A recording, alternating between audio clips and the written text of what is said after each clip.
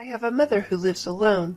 Contemplating her circumstances, I approached my husband about the idea of living closer to my mother's house. However, he flatly retorted, "We are not moving near your mother's house. We should live with my parents instead." I was shocked. He just disregarded my feelings and tried to impose his will. With a deep sense of frustration, I decided to take matters into my own hands. My name is Isabella. I'm 30 years old.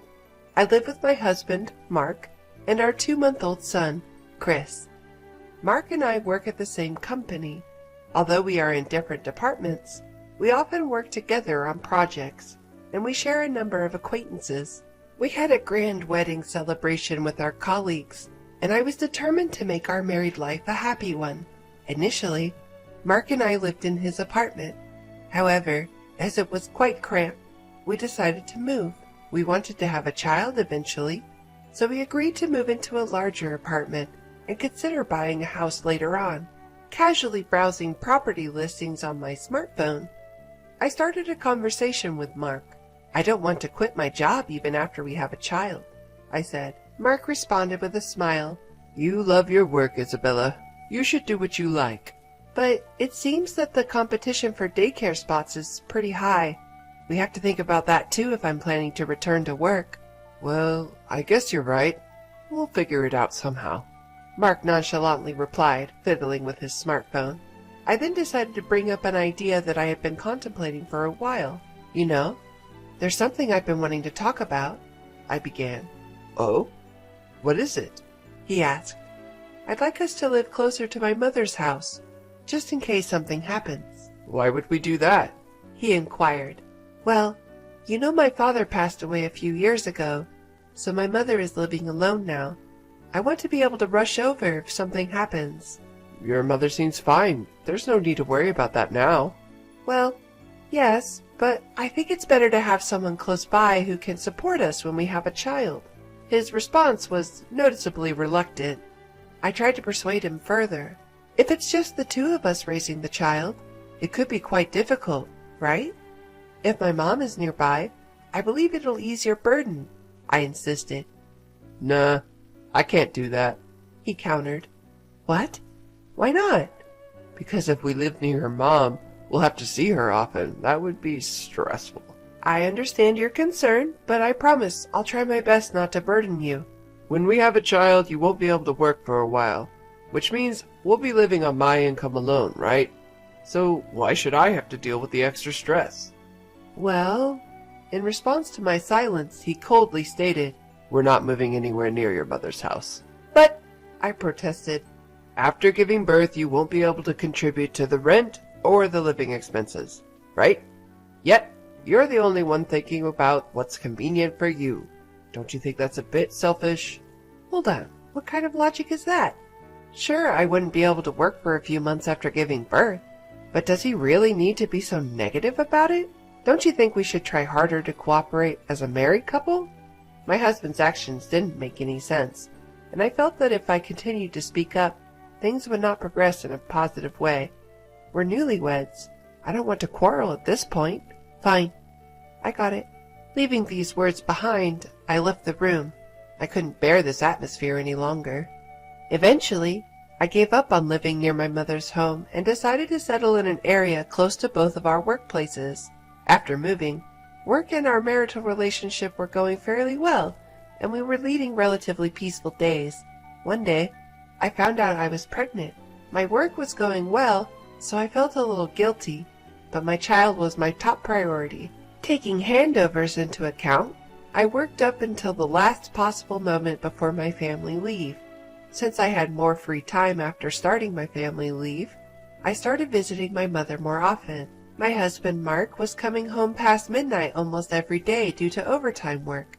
If things continued this way, I would undoubtedly have to single-handedly raise our child after giving birth.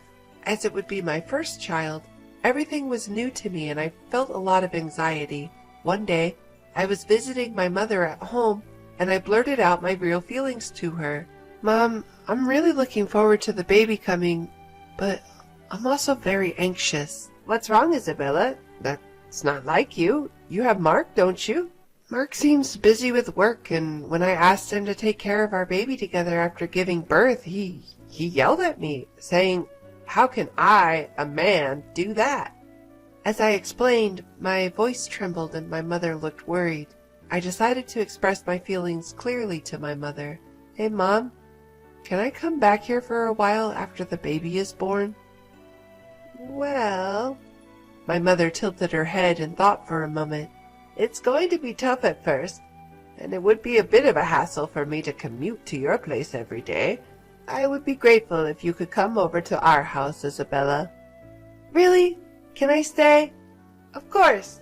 I'd be happy to spend time with my grandchild, and nothing would make me happier than being able to support my daughter." "Thank you, Mom. I'll talk to Mark about it when I get home today." By revealing my anxiety to my mother, my heart felt significantly lighter. Right, I should talk to Mark properly. As a couple, we need to consider our child's future carefully. That night, I talked to Mark about the situation with my mother. However, his reaction was not what I was hoping for. What? Go back to your parents' house? You must be kidding. "I'm serious." I leaned forward, trying to convince my husband. "I'm nervous because it's my first time, and I need to rest for a month after giving birth. I don't think I'll be able to do the housework. That's why I want to go back to my mother's house for a while." "That's ridiculous. Who's gonna cook for me? Who's gonna do the laundry?" Can't you manage on your own for just a little while, Mark?" "Huh? I'm out there working, and now you want me to do housework too? You're a monster." Mark huffed. But in my confusion, Mark sighed heavily. I get it. I should help out, right?" "Huh? Help out?" "That's what I'm saying. I'll assist with childcare. I'll handle the chores and childcare for the first month after birth, okay? That way there's no need for you to go back to your mother's home, right?" "Well, I guess so." "Okay, then it's settled. I'll help out. This discussion's over." I understand. I wasn't entirely convinced, but the best thing for our family would be if we could work together to raise our child. I felt some apprehension, but I decided to trust Mark's words. I gave up the idea of going back to my mother's home and called my mom to explain the situation. "I see. I was looking forward to your visit, so it's a bit disappointing. But it's a good thing, right? Mark said he'll help, hasn't he?" "That's true, but I thought it would be more reassuring with you, Mom, given your experience with childcare." "Oh, there are plenty of couples who take on everything from the start without returning home. You should take advantage of Mark's support and try your best together." "Okay, I understand." As I was about to hang up, my mother stopped me. "Oh, and what's up?" "Always tell me when something happens. I'm always on your side, Isabella." "Thanks, Mom. I'll try my best with Mark." I needed to work hard to keep from worrying my mom, and so I resolved to take on childcare with my husband. A few days later, our first son was born, and the tumultuous life of parenting began. As promised, Mark did help out, albeit in a limited way. His involvement amounted to doing some light shopping after work and taking out the garbage, tasks I had managed. However, Mark was stubbornly hands-off when it came to childcare. He had never changed a diaper or even made a bottle. I was tired from the unfamiliarity of childcare and had no energy to complain. This kind of parenting life continued for about 2 months. One evening, after putting our son to bed and returning to the living room, Mark arrived home. "I'm home." "Welcome home. I'll start making dinner, so just wait a bit." "What? At least keep something ready to heat up. You're not good at managing things, are you?" "Well, what can I do? Our little Chris just fell asleep." It's been 2 months and you still can't get him to sleep properly? Never mind. I'll go take a bath first. Have dinner ready by the time I'm out." With that, Mark left the room. What was that about? Who does he think he is? Why does he demand perfection from me when he doesn't contribute to childcare at all? My irritation built, and I wanted to throw something, but I couldn't wake up Chris, who had just fallen asleep. I held back my anger. 30 minutes later, without saying a word, Mark started eating his dinner right after he got out of the bath. As I stared at him, shocked by his behavior. "Oh yeah, I have something to talk about." Mark stopped me. "Talk? What all of a sudden? I got a call from Dad today. Seems Mom fell and can't move her leg well. What? Your mother? According to my husband Mark, his mother had gone shopping with a neighborhood friend, had a dramatic fall, and was immediately taken to the hospital in an ambulance. Even after several hours, her leg isn't moving and the doctor diagnosed that she might need assistance going forward. I see. That's hard. Your father must be having a rough time. To be honest, I was more worried about my father-in-law than my mother-in-law. From the beginning, my mother-in-law did not like me. She was even cold to me at our marriage introduction.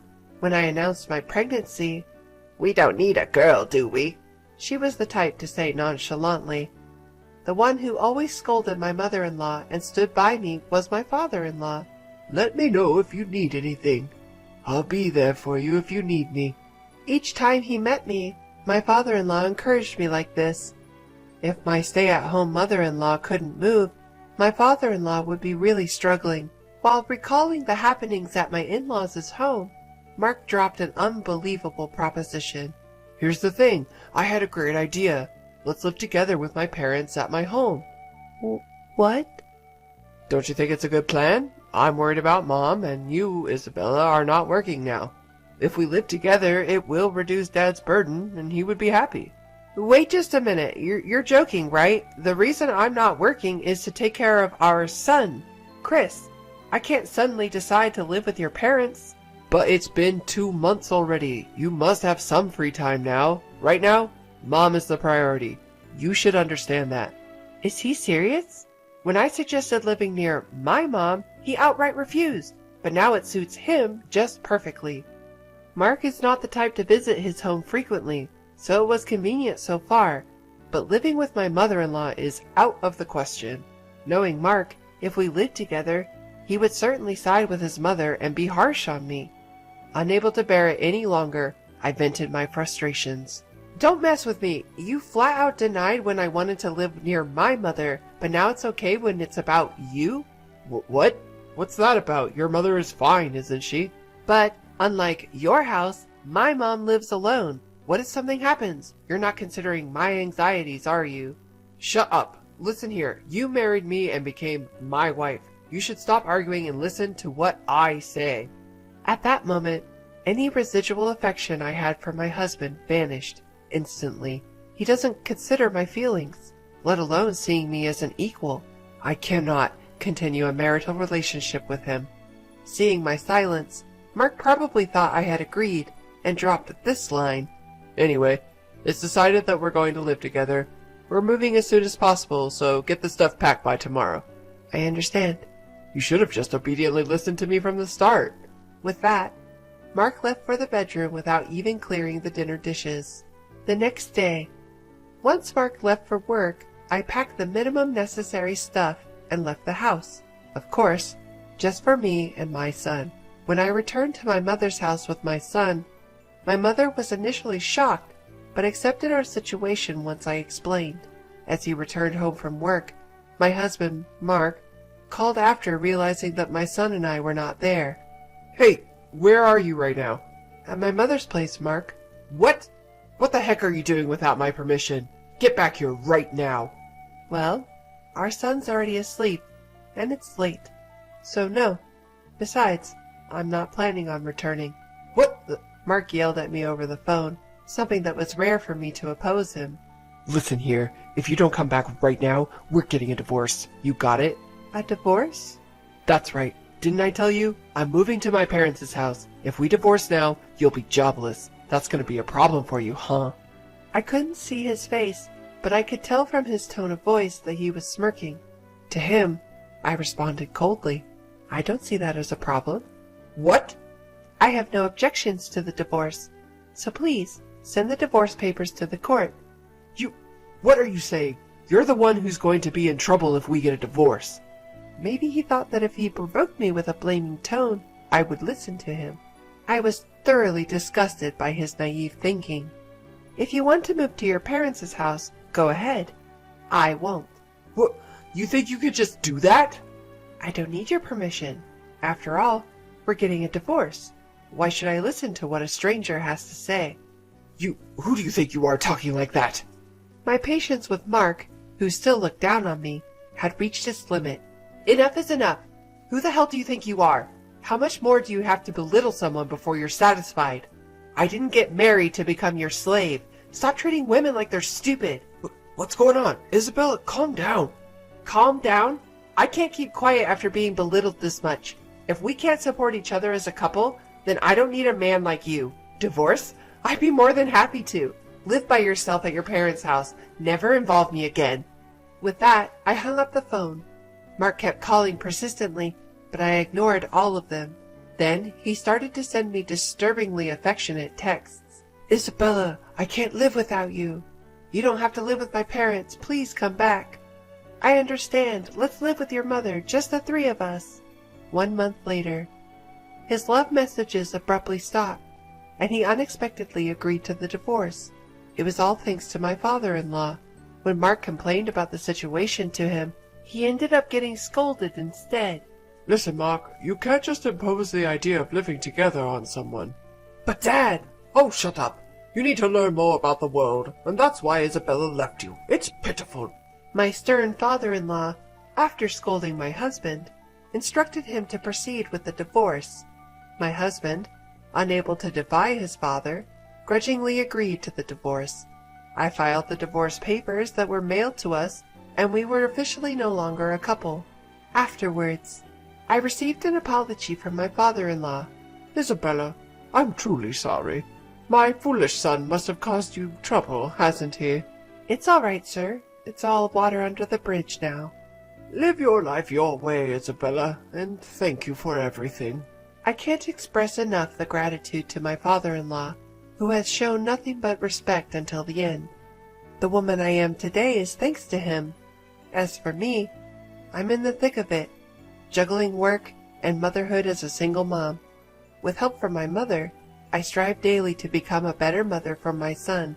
Being married and being a couple doesn't guarantee happiness. I don't need a husband to be happy. Just having my beloved son and mother by my side is more than enough for me.